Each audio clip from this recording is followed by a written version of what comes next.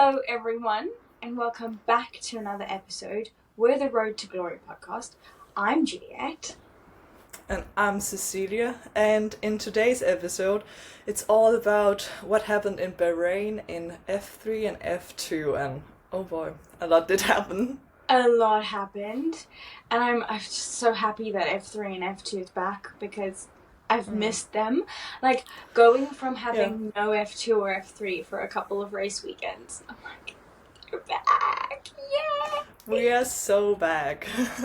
Exactly. And also, like, we really had to enjoy F3 because now we have a month with no F3, sadly. I'm so upset that we don't have it for ages. Then we have loads of races, and then like the season kind of ends because F3 season ends so early. Yeah. So we just gotta appreciate it while we can.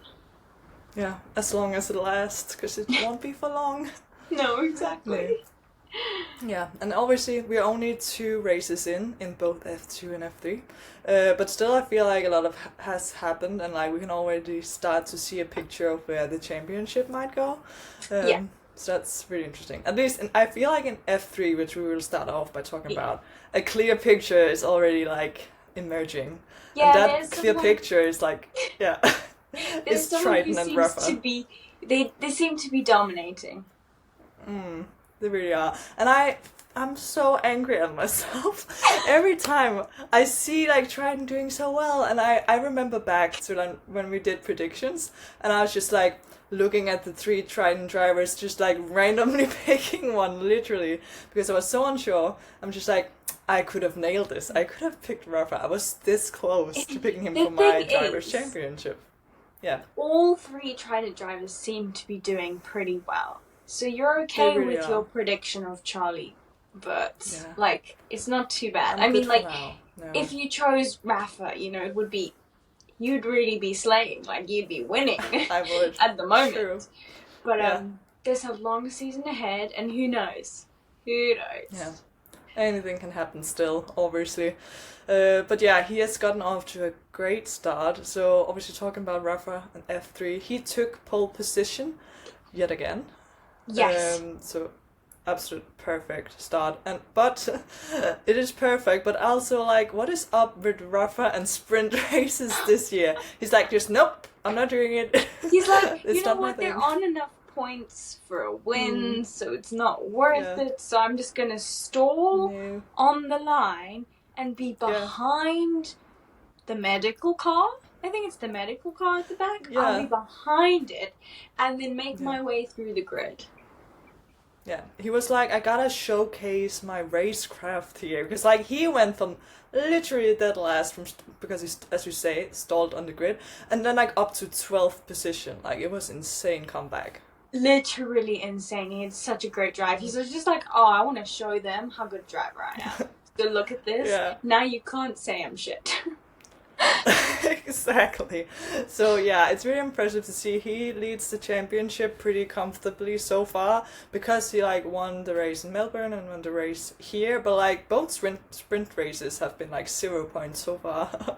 So luckily, obviously they don't give us many points, but still. No. Yeah. You know who I think had a better weekend this weekend? No. What do you think? Dams with one driver in particular. True. Because I mean, I was looking, and Matthias was like round the bottom for both races. So, you know, let's not talk about him or the other driver. No. But Christian Ho scored points in both the sprint. In the sprint, he came 8th, and in the feature race as well, which is so impressive. And he becomes the first Singaporean to ever score points in FIA Formula 3. So I think maybe it's looking a bit up on Dams, because I mean they were struggling a little bit in the beginning of the season. So maybe because also I mean they did test at Bahrain, so this must be one of their better circuits. But I felt like I had to mention that because I felt so proud seeing Dams and Christian like near the front. I was like, you go, boy. Yeah, I was thinking the same thing. It was very impressive to see, obviously, coming in as a new team. And, like, also, like, Christian Ho is just, like, I don't know, there's something like he is the driver of the Dams drivers that like stand out to me. Obviously it's easy to say since he was the one scoring points, but also like back in Australia, I feel like obviously that race weekend didn't go as good, but still he has like some momentum going right now. Yeah, he's been showing a lot of potential. Yeah, for sure, and it's good for Dams. And talking about teams and potential, I feel like we need to talk about Prema, because on the straight opposite end. Don't even. No. Don't even get me started. Did we both predict? We both predicted Prema as like teams champions, because like we thought, oh, it's the safe choice. They usually win the teams. They're a great team, whatever. And exactly. like no. I think I actually mentioned in predictions that maybe because it's a new card, it will be awful like F2. I should have listened to that intuition. You really should have. Because, I mean, I think Noel Leon might have been their highest scoring driver because he was kind of in the midfield. But when you think of Prema, you don't think of midfield. No, they're a front-running team. Like, I saw, like, Ugo was in 27th at one point in the feature race, and I was just sitting there like, what? How did this happen? Yeah, exactly. How did we get to this point? Because, as you say, Noel Leon is like currently their best driver, or at least the driver that gets most out of the car, but it's still like outside of the top 12, so not really in a good starting position. No. And yeah, obviously they scored 2 points back in Australia, but they scored 0 points this weekend. So like they are dead last in the team's championship. They are on 2 points right now, and that's it. That's crazy. Oh my god. Yeah. Like I didn't actually realize like how bad it. Whoa. No, until like you look at the standings, like how is this happening right now? I don't even understand. Well, I mean, I understand. They just haven't got to grips with the car, but like, I would have never predicted this from the beginning of the season. No, and it's pretty obvious to like look at the result, because obviously it's one thing not being on top of the car, but like they literally just tested here for three days. Like if they can't get their heads around the car on this track, how will the rest of the races go for them? Honestly. Oh my gosh.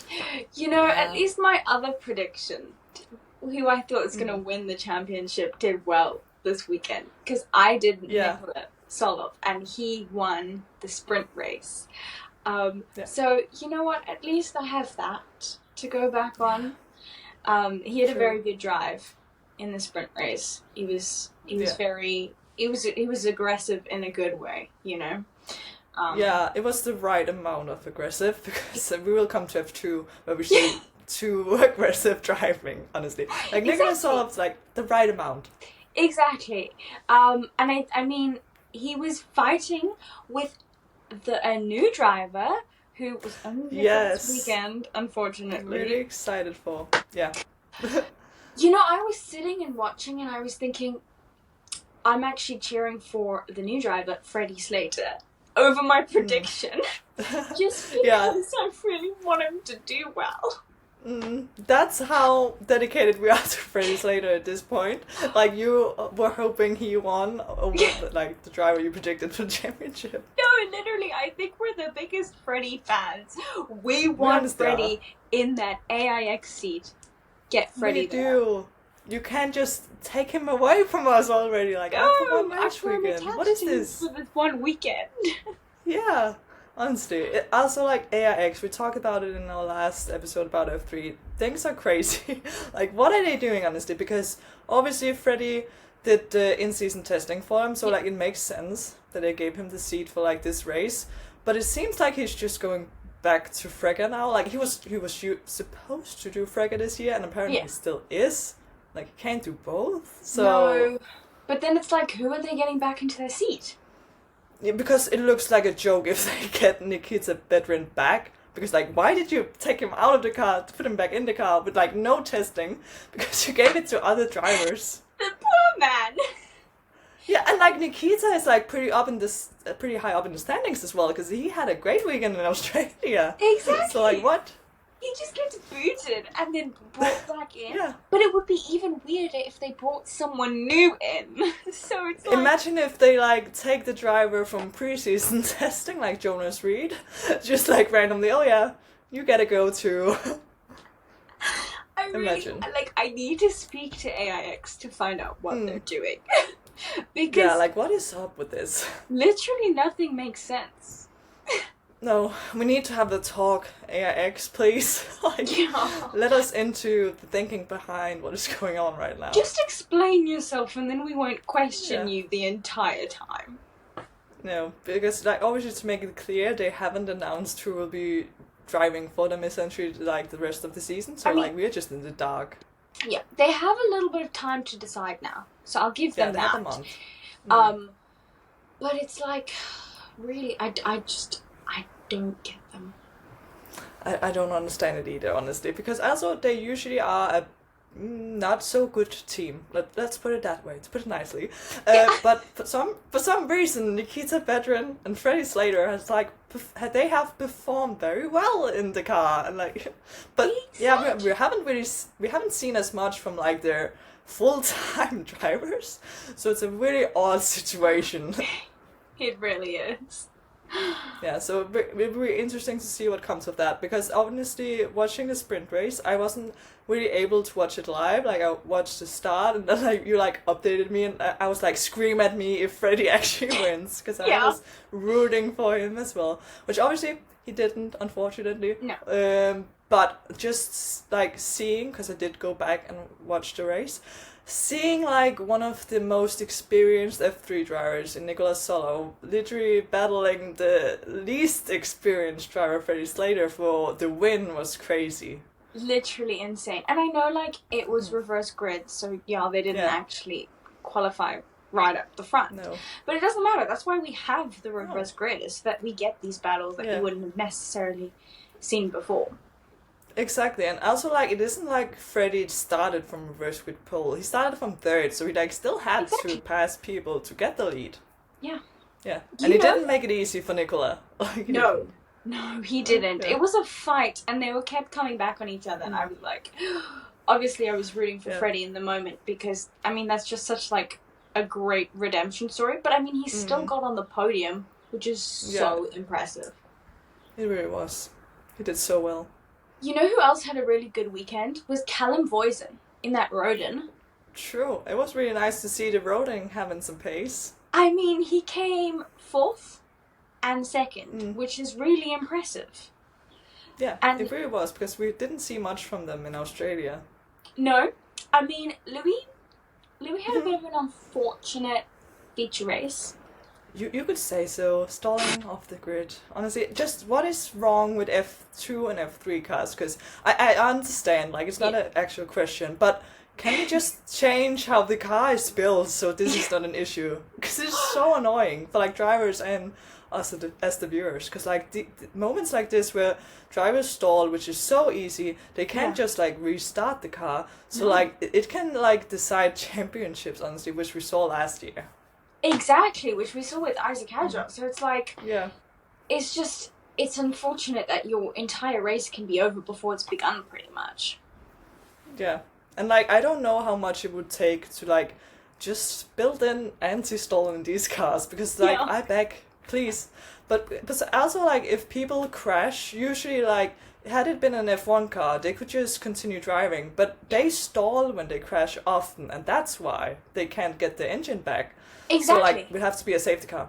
So, that didn't have to be. So, like, they could just restart the car. Yeah. If they get spun around and lose the engine, it's over for them. Exactly. It makes no sense to me. I want to mention one more person from F3 who I was really impressed with, which was Tim Tramnitz. Because he was really P13 and he drove to P6 and P3. Which he had is really an incredible race. Yeah, he had a great time here in Bahrain. Obviously, this is his 2nd year, I believe, and he was like the highest returning driver, like who out of like where they ended up last year. Yeah. So you can really it shows that he has got that experience and talent to like really move up the field. It was really cool to see, honestly. Yeah, I was really rooting for him, especially in the feature race when I saw he was on for like a podium. So I just wanted to mention him because I thought his race was impressive. He deserved to be mentioned. I do agree on this. We love you, Tim. We love you, Tim. Well done, well done. So yeah, obviously, I also like another driver to like quickly mention. I do feel like what we said from in-season testing with like Tuka Taponen just like kind of being there, like really high up. It was the same in the race. Like he didn't win, but he was like up there again. And he was fighting for podium, and he was right there. To be honest, I actually didn't know that he was a part of the Ferrari Driver Academy until I saw the thing on his car, and I was like, oh wait, I should know that. But I didn't. True. Yeah, I feel like he is one of the more unknown Ferrari juniors for some reason. Like, I did know that he was Ferrari junior, but still, like, he doesn't get a lot of attention, I don't feel like. I don't know what's up with that. They don't post about him much, so that's maybe why I didn't know. I agree. They should post more about him. Give Tuka the recognition he deserves. Exactly. He deserved it. And like now we are shouting him out, so you're welcome. Exactly. Not a lot of people listen to this, but still. Yeah. Putting his name out there. Exactly. Yeah, but so obviously just to finish off F3, I will say, obviously we have talked about Trident, but I feel like if we go obviously to our little segment of this kind of wrap-up situation we have going, which is the logometer, for those who haven't seen our previous like weekend wrap-up episode, which is like the luckiest and unluckiest drivers or teams, stuff like that. I will say, obviously, I don't really feel like anyone were too lucky, but I will say that Trident, obviously, they have amazing drivers and an amazing team behind them, but I do still feel like there's a small segment that is luck, that they really hit the ground running, because obviously you do see, like, some of the teams are really struggling, so I would say it's really good for them that they have actually, like, with all the drivers, obviously, we saw both, obviously, Rafa won the race, but also, like, Noah Stromsted was up there, Charlie Wurz. Charlie almost got a podium until the end when, like, his tires started to fall off, so... His tires died. They were like, we left the chat. I'm sorry, Charlie, but... Yeah, but like he was up there until then, honestly. So I feel like obviously Trident, because they have won the drivers' championship the last couple of years, but they haven't looked that good in the teams' championship. So like it's been really interesting to see them all being up there so far. And then also obviously we can talk a lot about unlucky people. But honestly, I feel like there are too many to talk about at this point. Obviously, the people stalling would be some of them. But like actual lucky people, because also before starting recording this podcast, we were like, not a lot of people actually were that lucky. Like they just really raced well and like deserve what they got. I will say one thing that was very lucky. I don't know if you saw this in the race. I do know they like showed a replay. I don't remember if it was the sprint or the feature race. I'm not sure. But there was a moment in one of the races where it was like, I have to look it up. It was Mary Boyer and Martinus Stenshorn, their cars were like this.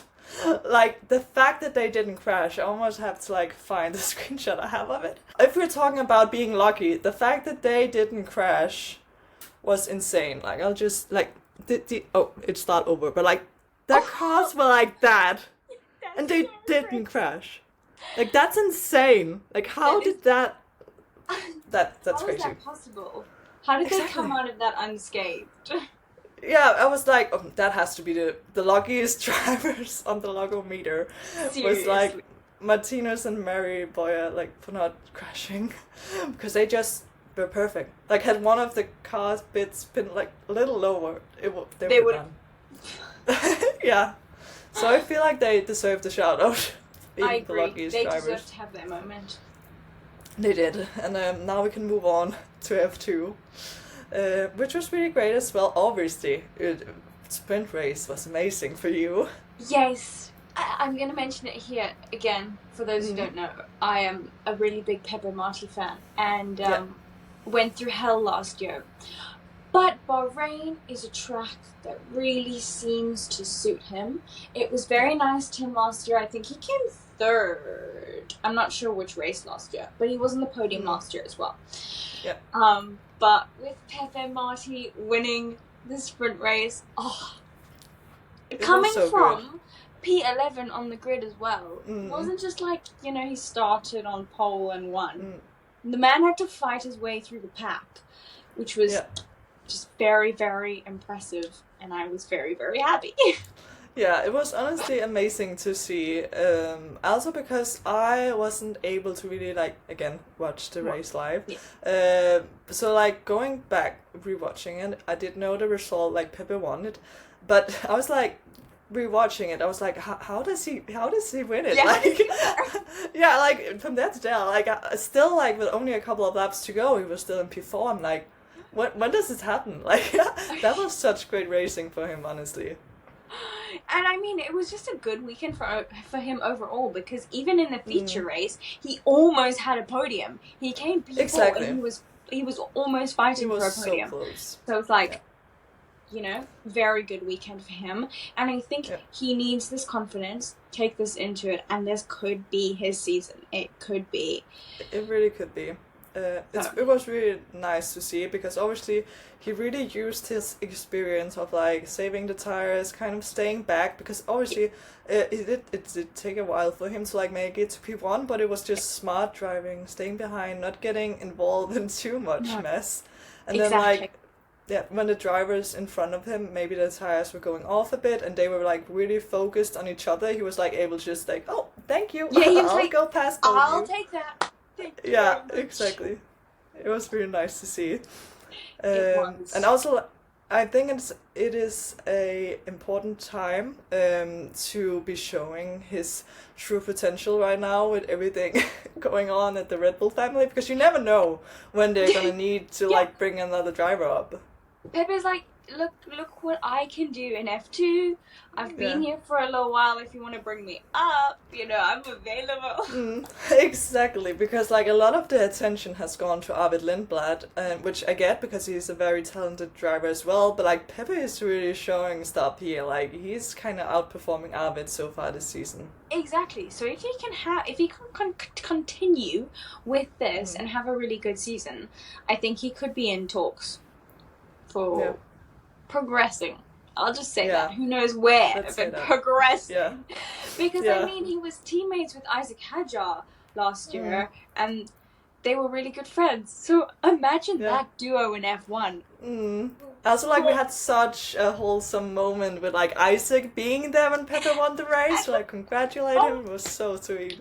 They had the biggest hug, and I'm like, yes, their bromance is back again. It is alive. Even it's still there. different series cannot separate them. No, it was such a wholesome moment, honestly. And yeah, obviously we never know what can happen, because a lot of rumors have started up like, oh, Max is gonna leave Red Bull at the end of the season.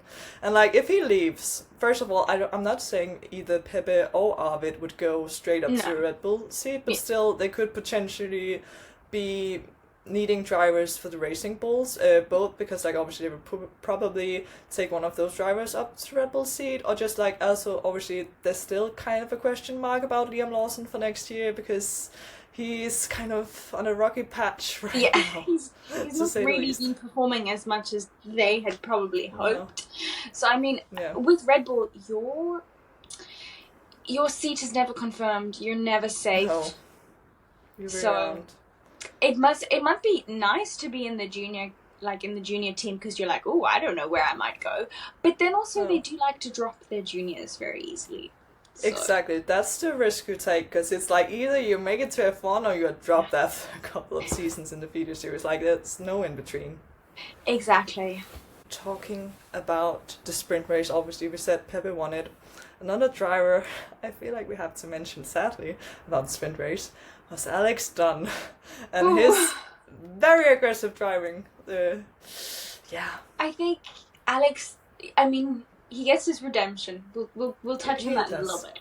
Yeah. But I mean, he was driving very aggressively, as we mentioned, and he was really trying to make his way up the pack and get a podium, get a win, and to have a crash on, I don't know which lap it was, but it was right near the end. Yeah. It was bound to happen at some point with the way he was driving. I'm so sorry, but it did. Like, yeah, unfortunately. obviously, I didn't fully watch the sprint race. Like, when it was live, I did pop into it, like, every once in a while to see what happened. And, like, I feel like every time I checked in, it was, like, Alex aggressively trying to pass someone. So, in, like, my head, it was just every lap he was, like, pushing people off. That was happening. Yeah, exactly. So, honestly, in my opinion, it's too much. I don't really appreciate that style of driving. I don't know if it's like the norm of Alex's driving, because obviously we had a radio message. I don't remember from which driver, but like, oh, I used to kart with him, so like I know how aggressive he is. I think it might have been Pepe. I think so too. I just wasn't sure. I think it was he was Pepe. like, I know him. I know. So maybe exactly. It's just how Alex drives. Yeah, I wasn't fully committed to F3 last year. Like, I watched the races, but not, like, religiously. So I'm not sure if he was driving that way in F3 as well. But, like, it really came out, the aggression in the sprint race here in F2. Which was unfortunate, because obviously we'll move on to the feature race soon. But, like, Alex, if he had played things smarter, he could be the championship leader by now, honestly. Exactly. So it's just like, sometimes I feel like there's a level of aggression that you need, right? But sometimes it can spill over into unnecessary mistakes, which obviously is not going to help you. So it's just hurting your own championship battle anyways. Exactly, because like he was doing okay until like it just kind of boiled over for him. I don't know if it was the Bahrain heat that got to his head, but it got a bit too much, honestly. And like he obviously dropped way back, and he could have used those points, because like who knows how tight this championship will be by the end of the year. Exactly. And I mean, someone who drove really well in the race, in the sprint, was Joshua Dirksen, but then we found out afterwards that he was disqualified because his diffuser strake was lower than the specified minimum height. I think it was by 2 millimeters that he got I think it was something like that. It wasn't by much, but it was unfortunately too much, and it's so unfortunate, especially when it's a driver that got on the podium, because it's always that kind of hollow feeling for the driver that then gets promoted, which in this case was Dino Beganovic, like having his first podium of the season, like not actually being on the podium. So exactly, he can't get to celebrate. He doesn't get like that vibe. Like, okay, he gets the trophy, but he gets the points, but it's not the same. And like definitely Joshua Dirksen is like very much on the list of contenders for the unlucky side of the logometer, unfortunately. Honestly, just agree. Like in my notes before the sprint races happened, I wrote down, like, for some reason it sounded religious to me, I don't know, but like the day of the Joshuas, like, because both Joshua Dirksen and Jufik, which by the way we sometimes confuse in our heads because their names are so similar. Sometimes. Always. Yeah, all the time. Yeah, they both started from reverse grid pole, like what are the chances? And both of them like had, like, obviously Joshua Dirksen had a good race but got disqualified, and Joshua Jufik like DNF'd. Yeah. So it was looking very good to be a Joshua until it wasn't.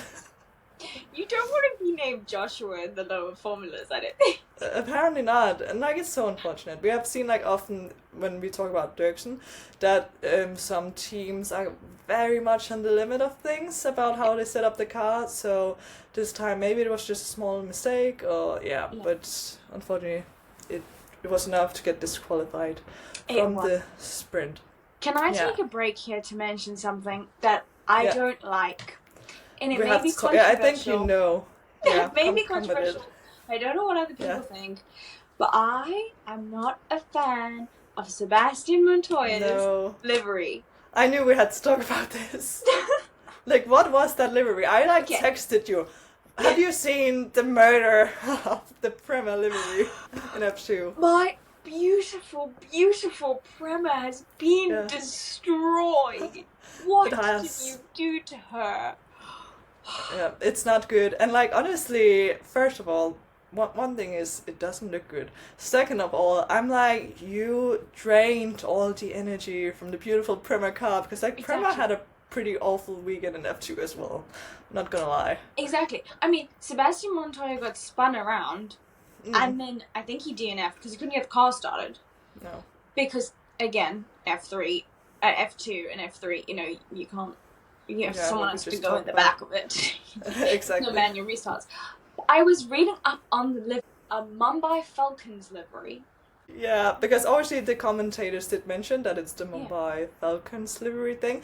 By the way, I hope it's just for this race. Like, there's still hope. I'm pretty sure they mentioned it was just for this weekend. Yeah, exactly. But like, I did notice that in Australia he did have like the Mumbai Falcons race suit, so the Prema race suit is dead in F2. I'm so rest in peace. Beautiful Prema. Stunning awards. colours, like literally iconic. The best. Yeah, we love Actually, the Prema I really colours. like Tridents as well, but the best. Yeah, true. But the best is Prema. It's just iconic Prema, okay? It's really good. Anyway, who Mumbai Falcons are. So, I googled them, and I found them on Twitter. No, I found them on Instagram. So, apparently, they are, I believe, an Indian racing team. First of all, I was like, what? Why? Why? Yeah, but so apparently they are a racing team in Formula Regional Middle Eastern Championship and F4 Middle East or something like that. Yeah. But their cars are powered by Prema. So like maybe it's Prema that operates the Mumbai Falcons cars. So like that's where the connection is. But like, why on earth? Obviously, we are in Bahrain, so it's the Middle East, so that's why. But still, in my brain, it's like, why did we do this? You killed the Prema livery. So I guess they were like, okay, well, we can put it on Sebastian's car because he doesn't usually have anything else on it, you know, because he's not part of any junior teams. But No, I don't understand.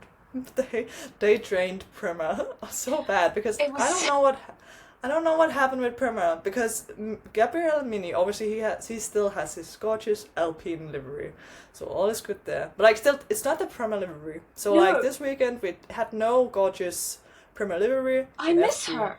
I miss her. Bring her back. So hopefully we'll see her this week in Jeddah, but I'm honestly not even sure. I don't even know. Please. No. I will literally scream if we get her back. Because she's so perfect. Oh, I just like Prema. I love it.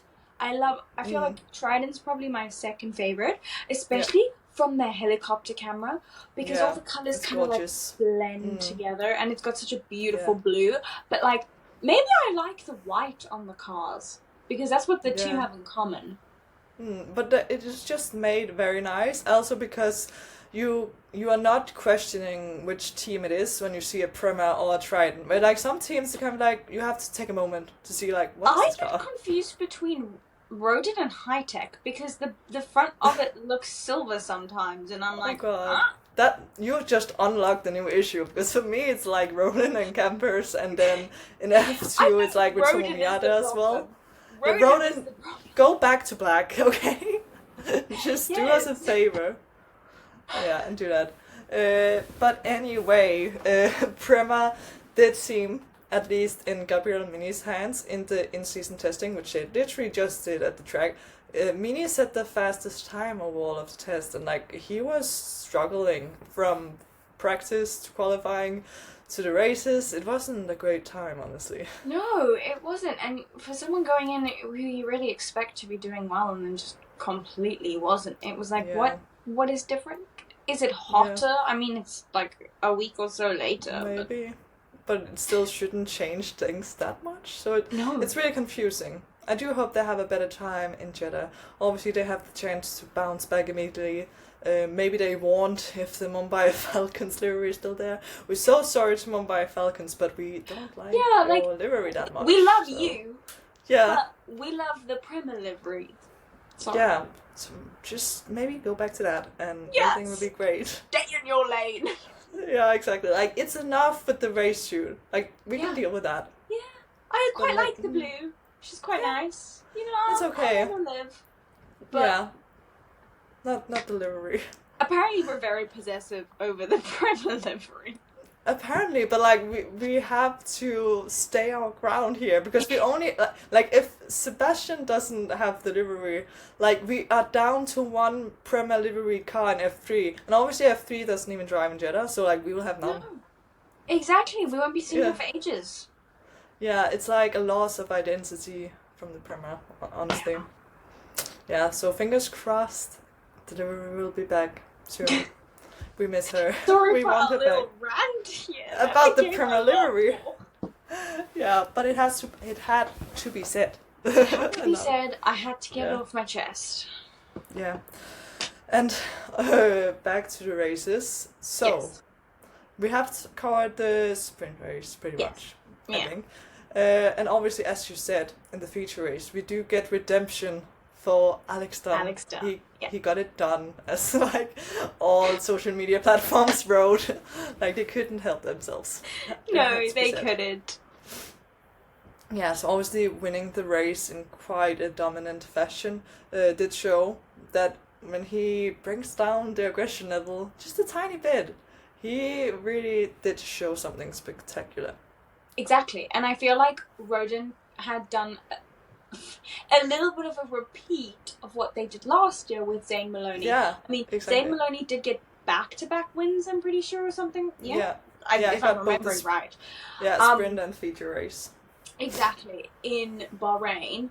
So I feel like Rodin, they know Bahrain, they're comfortable there. So it was nice to see Alex actually getting a win and getting on the podium when he probably could have been in the race before. Yeah, exactly, because obviously, as you say, Rodin for some reason just know how to go around Bahrain, obviously with Zayn Maloney winning both races, so it will be interesting to see when we get to this week's race in Jeddah, if like they'll still be there, or if it was a Bahrain specific thing. Exactly. Yeah, and also because things are very much depending on Alex at this point, because Emery was like nowhere, which was kind of to be expected. I'm so sorry, but he doesn't have the highest expectations, I don't think. No, maybe that's good for him. He doesn't feel the pressure, but no, he's just kind of there. He didn't even think he was gonna be there, obviously going into the season. No. So he's just living his best life, I guess.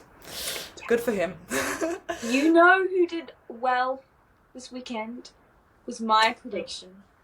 Yeah, you really had a good weekend. Like, for mine, like, we just completely switched from Australia. Because you had a good weekend last time. Yeah, exactly. And, like, now it's the opposite. Yeah. So that's great. But yeah, Luke really Brown did really well. Yeah, with Luke's, especially with Luke's podium in the feature race. I mean, he made the alternative strategy work. I mean, he dropped down quite a bit in the beginning of the race, and I was like, oh my God, yeah. But then he was the front runners of everyone who started on hard tire. So I was like, okay, I'll listen to the team and I'll trust their strategy. And I was really impressed with his driving. And I mean, when he came over on the radio at the end, he was like, "Thank you guys, like this is really good." And I mean, I was also really happy for him. Yeah, as you mentioned, the team radio when he was down in like 8th or 9th or something, pretty bad because obviously he started on the harder tire, so like doesn't have as much grip and isn't as fast in the beginning. And the team were like, "Oh, you're calm down, you're virtually P2." I was like, yeah, okay, keep believing that. But obviously they did make it work. I was kind of questioning it for like me too. I was like, I'm okay. I don't really are we seeing the same thing? Like, is this just as strategic to like make him not stressed about it? But it did work out. They obviously they know something, and it worked. Yeah. It was great to see. Not as great for my predictions of the mini winning championship, but he can still get back. Okay, there's still hope. He's a great driver as well. So he really is. So it'll be interesting to see how that goes. And talking about the standings, obviously it's kind of early to talk about because we've only had 2 sprint races and a feature race. Yeah. Exactly. But we have a new championship leader in the drivers, which is Leonardo Fornaroli, which is pretty cool to see. Rookie coming in off of winning Formula 3. Yeah. You're thinking, like, is he just gonna repeat what Gabriel Bortoleto did, like, with the exact same teams as well? Yes, exactly. Yeah. That's really funny. Like, it could happen. It's still pretty early to say, obviously. But, like, that would be really cool. Like, imagine as well if, like, Mini gets going a bit better. So my prediction. And we can have the fight again. Exactly, we can repeat F3, like, Mini versus Fonaroli for the championship. Like, that was what I was thinking in my head. If that happens again, can we not leave it to the last lap of the last race? Because my heart cannot take that anymore. No. And can we please have Fonaroli actually win a race as well? Because it was madness that he won the championship with no race wins last year in F3. Like, can that man please get a win in F2 if he wants to win the championship? Maybe he'll be Mr. Consistency again. Yeah, like, we don't know, honestly, because obviously he's only leading the championship with 1 point, which is why I said, like, Alex Stone could very well be leading the championship by now, but unfortunately he had that messy sprint race, so he's, like, down in second, but again, only 1 point in between them. Exactly. Overall, I think it was just such an entertaining weekend, feeder series-wise. It was so good. It really was. It was really great. Honestly, I don't know what was up with the feature race in F2, because I was, like, halfway falling asleep for some reason. When I watch I don't know. the lower formulas, I expect DNFs for weird reasons, you know, like either the car loses power or they crash or whatever. And I was really, like, impressed to see that there was really no issues in the feature race. No, it was very straightforward for some reason, and I don't know if it was just me being tired. No, I thought that as well, because of the sprint race the day before, which was so chaotic. I was like, exactly. What's happening now? It was just very standard with, like, the pit stops, all working fine. Like, okay, there were some drivers that had bad pit stops, which was unfortunate for them. But it was an okay race. And obviously, with, like, normal races, we get deserving winners, which is always nice to see. We, like, don't need any crazy safety cars changing the complexion of the race. No. But, the other races were a bit more entertaining, I think. But it's still a good race. It was still.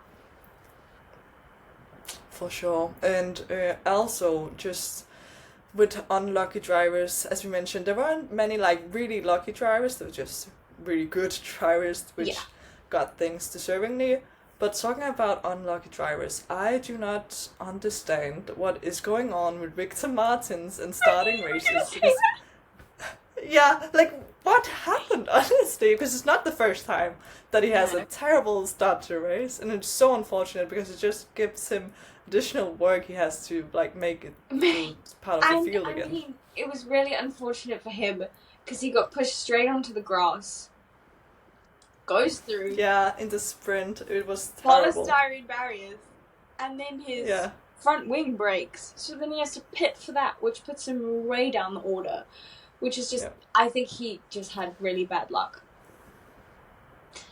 Yeah, I will say in the sprint, obviously, it was slightly optimistic going on the outside line. Like, you do know you there's might not get much squeezed out there already. No, exactly. But, like, that it was really unlucky either way. Not saying that was necessarily Alex Dunn's fault, because obviously there was a car on the inside of him as well. Yeah. But still very unlucky for Victor. And then I think, like, with the same thing as Australia, it's just a sprint. He's gonna start great tomorrow in second, and then he has massive wheel spin off the start and, like, drops back. Such a bad start. Not a great time. Really bad. Such a bad start. Like, I don't understand what's, like, going on with him or the team, or, like, how do they not really know how to, like, set how you start the car, basically, in a good way. Yeah. It was sad to see. So he was definitely an unlucky driver, combined with Joshua Dirksen being disqualified in the sprint. So yeah. But I guess that were the main points from this weekend. I think we've covered everything. I mean, there was a lot that happened over both races in both series, in F3 and F2. So I mean, we could have missed stuff. Yeah. Let us know if you had your favourite moments from the F2 or F3 this weekend that we maybe necessarily missed. But what's really exciting is we're not going to be gone. Obviously, I mean, we're here every week, but feeder series is but still. Because this weekend coming up, we have F2 and F1 Academy at Jeddah, which is so exciting, which we'll be covering both of them for you guys. Yeah, normally they have really great races in the feeder series. I'm not really sure about F1 Academy yet, because last year we did see it was difficult for them to overtake each other, like very dominant showing from Dorian Pan. But like in F2, usually those races are crazy. Like in my mind, obviously, as the big Fred Vesti fan that I am, I did have to mention it, because my brain apparently is just like, yeah, obviously. So... not last year, obviously, because he didn't race last year, but the year before that, Fred won the feature race in Jeddah, and like that race was insane. I'm praying we get like a similar race this week, because it was very much like seeing all the rookies really struggling with the tires, like just spinning off because they lost the grip, and like just it was crazy. And like Fred was just thank you, like pressuring people to spin off in front of him, basically. Because obviously, like, when you get the pressure from behind, you make mistakes and stuff like that. So maybe we'll see something similar. So. Tune in, if you can, this weekend. But tune in to us as well. Please, come back. When you want to hear us yap about weird stuff. It should be a great weekend. So... Yeah, I'm sure it will. And obviously you can find us on social media as well. We are not called exactly the same thing everywhere, but if you write like Road to Glory podcast or pod, we should show up. And also like find the links down below if you're watching this on YouTube, and I'm sure you can find it if you're listening on Spotify too. Thank you so much for tuning in, and we will see you guys soon. Bye. Bye.